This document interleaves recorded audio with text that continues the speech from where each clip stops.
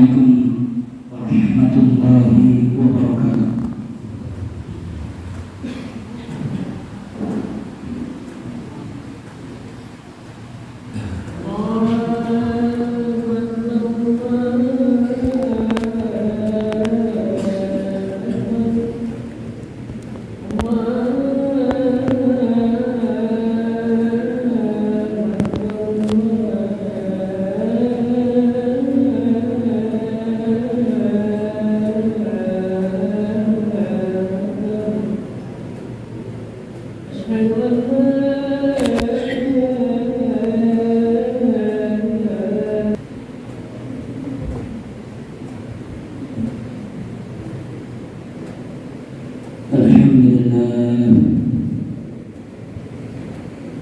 Alhamdulillahilladzi faddala bani Adam bil 'ilmi wal 'amal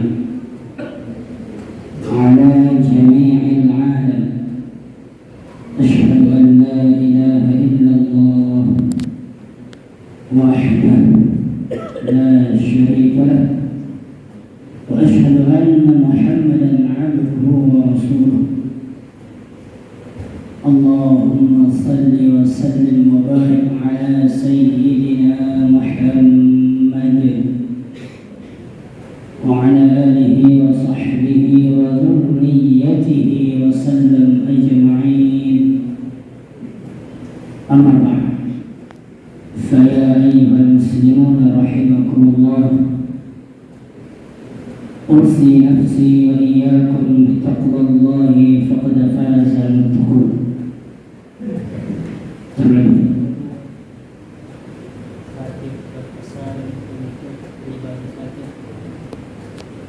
Sebelum kepada jemaah sekalian, bertakwa dan supaya bertakwa kepada Allah Subhanahu wa Ta'ala. Wala tamutunna illa wa antum muslimun. Jangan kita wafat meninggal dunia berpisah roh dengan jasad illa wa antum muslimun, kecuali tetap iman dan Islam bersemayam di dalam jiwa kita. Allah Ta'ala fil Qur'anil 'Azim, a'udzu billahi minasy syaithanir rajim. Bismillahirrahmanirrahim. Iqra bismi rabbikal ladzi khalaq. Bacalah dengan menyebut nama Tuhanmu yang telah menciptakanmu. Di ayat yang lain Allah juga berkata, Qul hal yastawil ladzina ya'lamun wal ladzina la ya'lamun. Katakanlah, apakah sama orang-orang yang berilmu, yang sudah mengetahui, yang sudah belajar, wal ladzina la ya'lamun, dengan mereka yang tidak berilmu, yang belum mengetahui, yang belum belajar. Sallallahu. Hadirin jemaah salat Jumat rahimakumullah. Tiga jenis manusia di dalam menanggapi dan merespon ilmu yang bertebaran di dalam kehidupan ini, baik yang ada di kitab-kitab para ulama, baik ilmu yang disampaikan para ulama kita di majlis-majlis ta'lim, ataupun juga yang kita dengarkan dakwah Islam di setiap media-media kita. Di dalam kehidupan kita bertebaran pengetahuan, bertebaran ilmu itu. Tetapi manusia ini ada tiga golongan di dalam menanggapi pengetahuan dan ilmu tersebut. Rasulullah SAW membuat suatu tamthil, peribaratan, perumpamaan, permisalan. Ilmu itu adalah seperti hujan yang turun dari langit ke bumi. Banyak ilmu itu,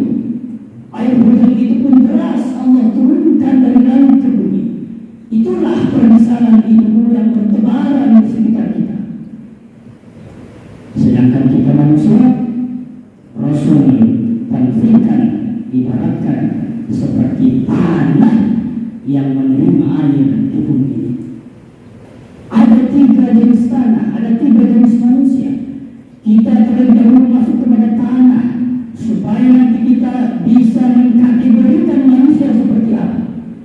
Tanah yang pertama, ada tanah itu kata Rasulullah yang bisa menyerap air, kemudian tanah itu menjadi subur. Setelah tanah itu menjadi subur, tumbuhlah di atasnya berbagai macam tanaman-tanaman, rumput-rumputan, tumbuh-tumbuhan. Inilah manusia yang pertama. Inilah orang yang beruntung. Manusia itu merespon ilmu yang bertebaran dalam kehidupan ini. Ia simpan, ia serap, dan ia amalkan. Lalu makna daripada tumbuh rumput-rumput di atas tanah itu adalah setelah ia amalkan bermanfaat untuk dirinya, kemudian diajarkan kepada masyarakat, diajarkan kepada orang lain, lalu juga memberikan manfaat dan guna kepada lingkungan masyarakatnya. Inilah golongan yang beruntung.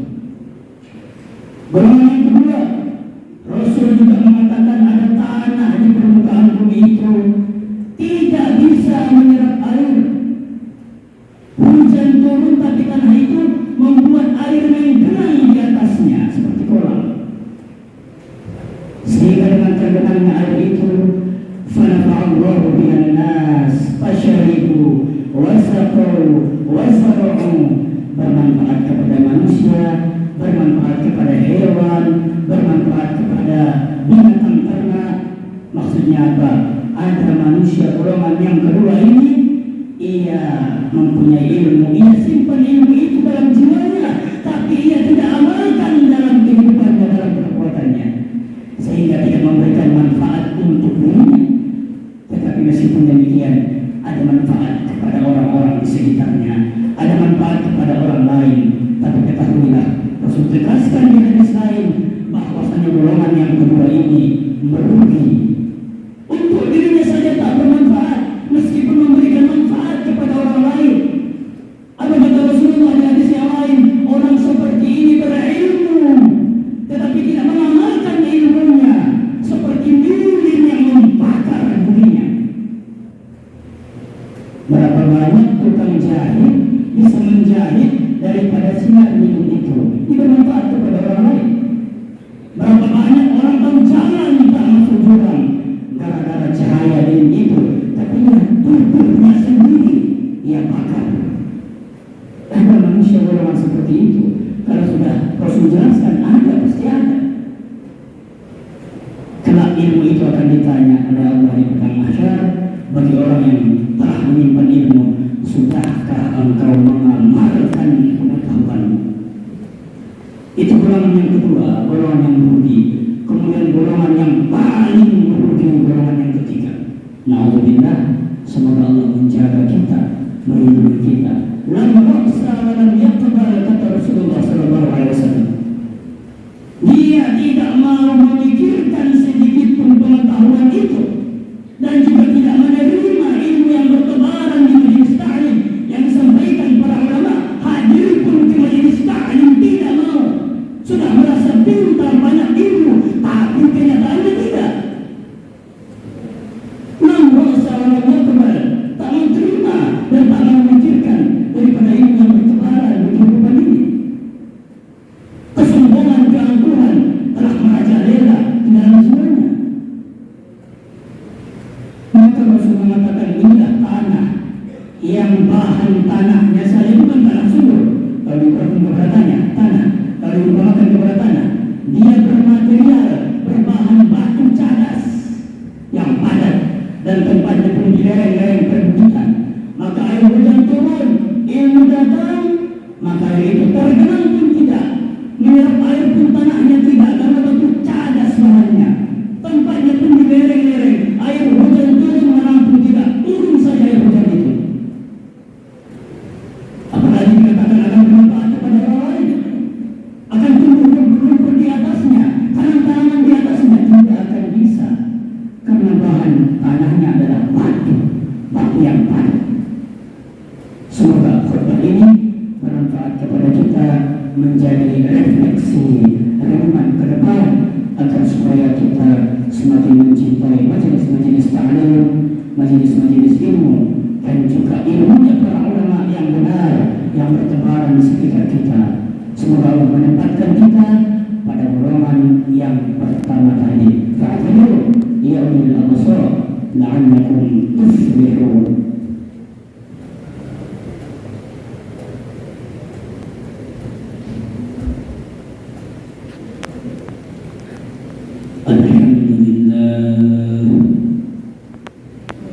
الحمد لله الذي جعل الليل والنهار خلفة لمن أراد أن يذكر أو أراد الشكر.